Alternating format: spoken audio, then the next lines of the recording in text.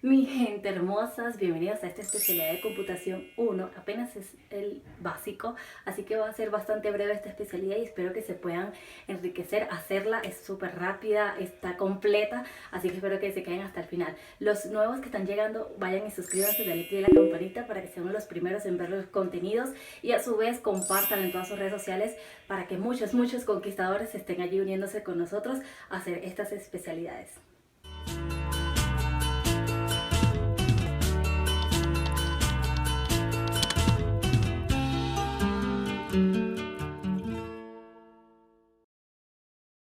Bueno, y por aquí tengo mi libreta porque voy a leerles un resumen que tengo acá de la historia de la computadora, de cómo surgió esta idea, ¿ok?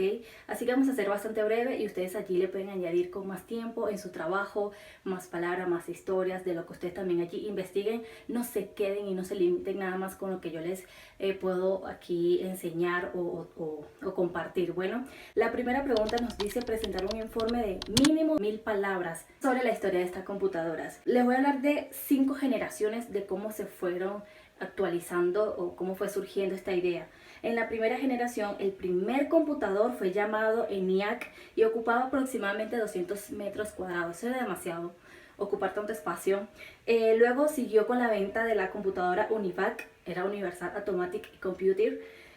En esta generación eran utilizados los llamados tubos de vacío. Ya luego en la segunda generación vemos que estos tubos de vacío fueron reemplazando con los transitores porque estos generaban mucho calor y esto pues hacía que surgieran fallas. Esto apenas eran los primeros prototipos que surgió en la primera generación y que en la segunda comenzaron a empezar a mejorar con los transitores. Ya empezó a unirse la electrónica en esto, ¿no? Todo eso a mediados de 1959 a 1964. Ya luego en 1965 a 1970, en la tercera generación, vemos aquí la incorporación de hacer un circuito integrado, de no solamente sean transitores, que sean más componentes, sí, todo esto como para también reducir el espacio y ya realmente sustituir los tubos de vacíos. Ya para luego la cuarta generación y quinta, que esto es como unirla desde 1971 hasta el presente. Acá vemos ya la incorporación de los microprocesadores y como ya hoy en día podemos ver cómo se ha reducido tanto el computador, ya no es un componente que ocupa tanto espacio y que no se necesita una mesa para el monitor, el CPU, el teclado, el mouse, sí, todo eso en la impresora, sino que ahora tenemos la muy llamada portátil o laptop, donde está todo incorporado en la parte de abajo. Debajo del teclado está el CPU, está la tarjeta madre, está el microprocesador, está el fan cooler. Este fan cooler nos ayuda a que el calor no se expanda y nos dañe los componentes que integran el computador. Así que bueno, esto es más o menos la historia del computador, así que ustedes los pueden expandir en su trabajo. La segunda pregunta nos pide definir los siguientes términos. El primer término que nos pide es el hardware y estos son simplemente los equipos o los componentes que conforman el computador externamente, es decir, el monitor, el teclado, la impresora, el mouse, todo esto tanto de entrada como de salida son periféricos. Por ejemplo, el monitor es un periférico, ¿sí? Que tanto recibe información como también emite información. Entonces es de entrada y de salida. El software es muy diferente a los hardware porque el software es simplemente los programas que se le instalan al computador. Los Microsoft Office, Word, PowerPoint, todos estos de esta gama, Adobe Premiere, Adobe Illustration, Adobe After Effects, son los que yo por ejemplo uso para editar. Estos son software, ¿ok?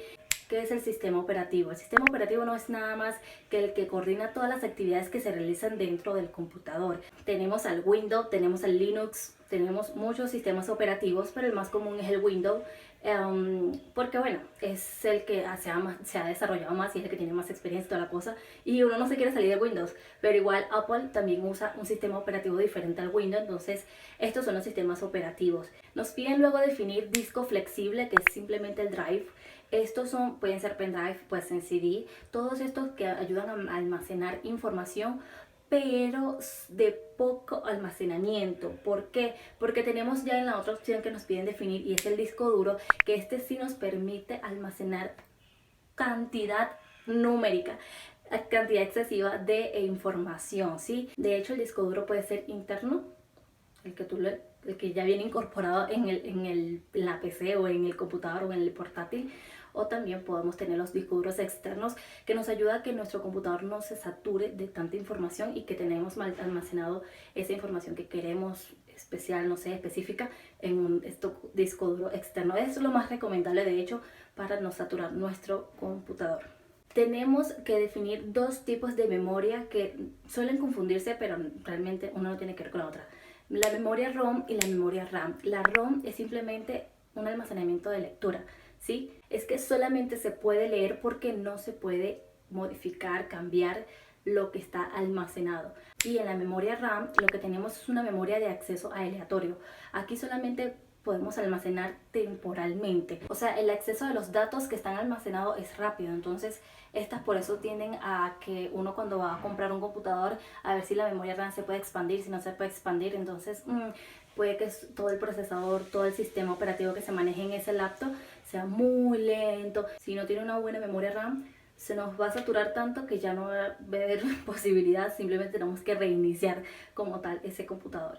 En la tercera pregunta nos piden cómo cuidar tanto al usar como al dejarlo de usar el pendrive o lo que es el disco flexible, puede ser CD, puede ser un DVD, puede ser un drive. Sencillamente cuando tú lo uses, úsalo debidamente como va en el puerto. A veces tendemos, en el caso de los pendrive, a incorporarlos pero bruscamente y no tienen una manera de calzar. Es un macho y tiene una hembra para que puedan calzar bien o para que puedan complementarse, no sé cómo decirlo, que ustedes me entiendan los términos. Cuando lo incorporamos a una computadora, en el caso de un drive, de un pendrive, cuidemos de que esta computadora tenga algún antivirus, de que no nos vaya a dañar este disco flexible con algún virus. Entonces, primero procesémoslos con el antivirus para que si este viene con algún virus, no lo vaya a contaminar con la computadora. Y para que no ingrese un virus a este pendrive, cada vez que saquemos este pendrive que ya dejamos de usarlo en la computadora, darle a la opción de quitar el disco de flexibles del computador, pero aquí ahí dentro del computador, y no lo saquemos manualmente sin darle esta opción de sacarlo primero del sistema de nuestro computador, porque puede entonces dañar el computador y dañar también el pendrive. Bueno, esto es una también manera cuando lo estamos utilizando y lo vamos a dejar de usar, y ya luego pues guardarlo en un lugar que sea seco, libre de humedad, donde no le vaya pues también de calor. Ojo, tanto la humedad como el calor lo pueden dañar y se pueden perder información dentro de este. Y en la opción 4 tienen que mostrarle al evaluador tres cosas importantes que nos piden en esta pregunta. En la opción A nos pide describir cómo se procede a proteger de la suciedad y de agentes externos el computador, la computadora o el portátil, la laptop, como la quieran llamar. Ok, para esta opción les voy a explicar dos maneras de cómo debemos de cuidar de la suciedad o de agentes externos la computadora. Al momento de apagarlo es muy bueno colocarle siempre una funda. Si tienes un computador con CPU, teclado, bueno, colocarle una funda o alguna tela que nos ayude a cubrirlo de polvo, protegerlo. Luego también tenemos que tener una fuente reguladora de voltaje, porque con alguna pérdida o caída de electricidad, no es que se va la luz, es que hay una caída de electricidad, se puede llegar a fundir o dañar algún componente desde la tarjeta madre hasta el microprocesador de nuestro computador. Entonces es muy recomendable que cuando apaguemos el computador tengamos activo nuestra regleta o un protector de voltaje, sí, que nos ayude a proteger de estos golpes de corriente a nuestra computadora. Si no, entonces desenchufarla en su totalidad para que no tengamos este daño externamente que se nos puede presentar en cualquier momento. Bueno, en la opción B nos piden que expliquemos cuál es el mantenimiento preventivo de la computadora. El mantenimiento preventivo de computadoras es aquel que se le aplica a la computadora con el fin de prevenir fallas y errores en ella.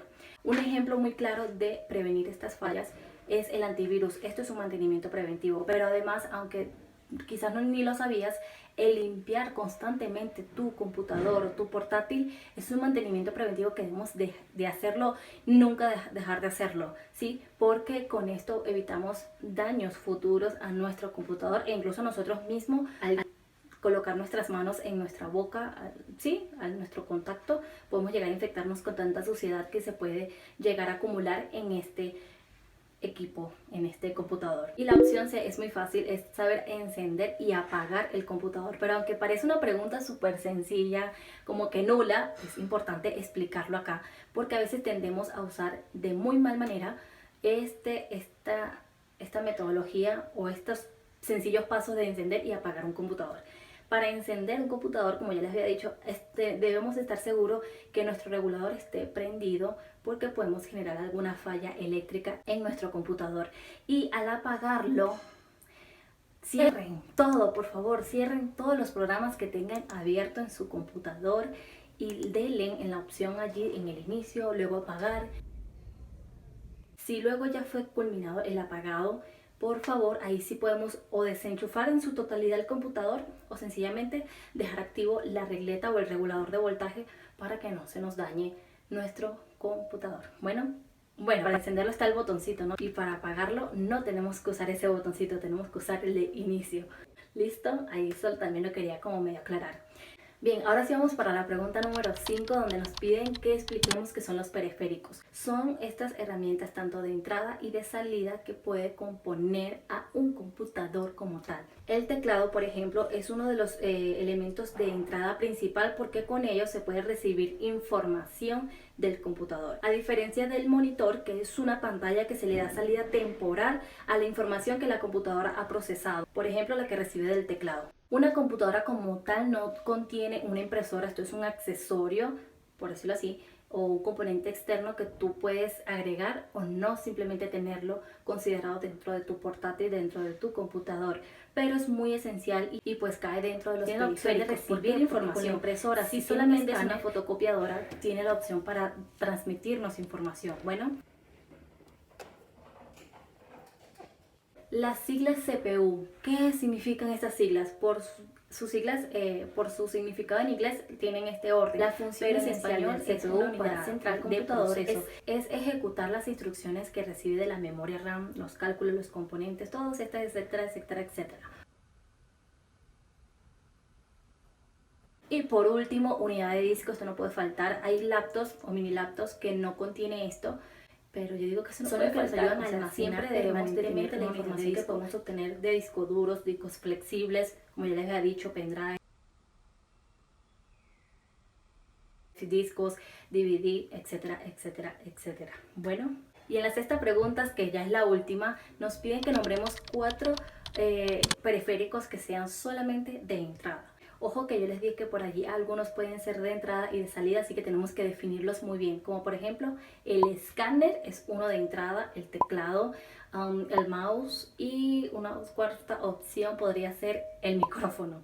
Y por último, una opción, una ñapita, como le decimos, una ñapa o un extra para que allí escojan. Tenemos también la unidad de disco, que es un periférico de entrada. Así que mis amores, esta especialidad está corta, está súper sencilla, pero aunque a veces creíamos saberlo todo del computador, es bueno también tener estos conocimientos básicos dentro del uso que le damos a estos equipos. Y ya saben, si les gusta este video, vayan y denle like y dejen sus comentarios acá abajo qué otras especialidades les gustaría ver acá en mi canal. Ya se nos está yendo el mes de abril, así que apúrense y denme allí sus opciones.